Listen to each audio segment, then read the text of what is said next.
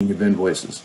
So if I come over here to transactions and go down here to enter AP transactions, as you can see, again, very familiar screen here. It looks very similar to the one in Focus. So again, I key in my store number. To get at my vendors, I can do an F4 on my keyboard, like you can now in the Focus application, or again, I double click inside the field and it's going to bring up the vendor list. So I'm going to go ahead and hit select here, or check the box and then hit select, and it fills in the vendor. So key in the invoice number, key in the delivery date, key in the amount, press enter.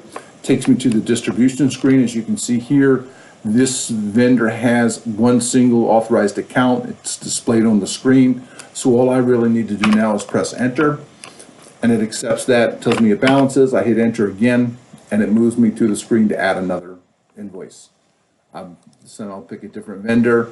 So if we come down here and pick the second vendor here on the list, again, key in my invoice number, using my tab, I tab down to the next line, key in an amount. Oops, same as before, if I use the same invoice number, it goes and checks and tells me, hey, I can't key this invoice in because it already exists. So I'll make a change to that invoice number.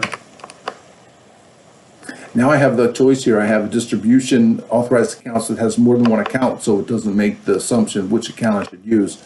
So as I said before, if I use a tab here, it then brings me right down into my grid so I can start keying. So I have $100 here, so we'll say that 25 of those were actually coupon expense, and then I hit a tab again, and it brings me to the next authorized account, which happens to be grocery purchases. So I'll key in $75, I press enter. Again, you'll see it keeps track of my balance. It's not going to let me out of this AP invoice unless I balance to 0. Once I do, I can go ahead and press enter, and again, it moves me on to down the list for the next vendor. One more example here. I'll go ahead and double click again. This time I'll pick a vendor that does not have any authorized accounts. So again, I key in the invoice number, the date, and again, I'm using my tab to work my way through.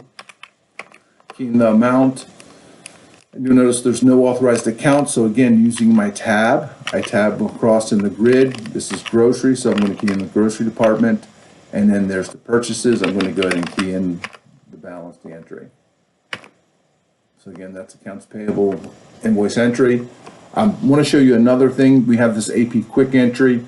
If you're keying in a lot of invoices, you'll save a little bit of time by using the quick entry.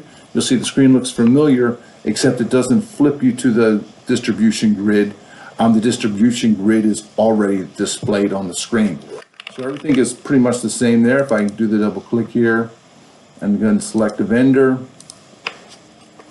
key in my invoice number, use my tab to tab down, use my amount, and then at this point I can go ahead and just press enter. Since it's a single authorized account, it fills in the amount for me, and I press enter, and boom, I'm ready for another invoice. So there's a little bit of extra speed here by using the quick entry.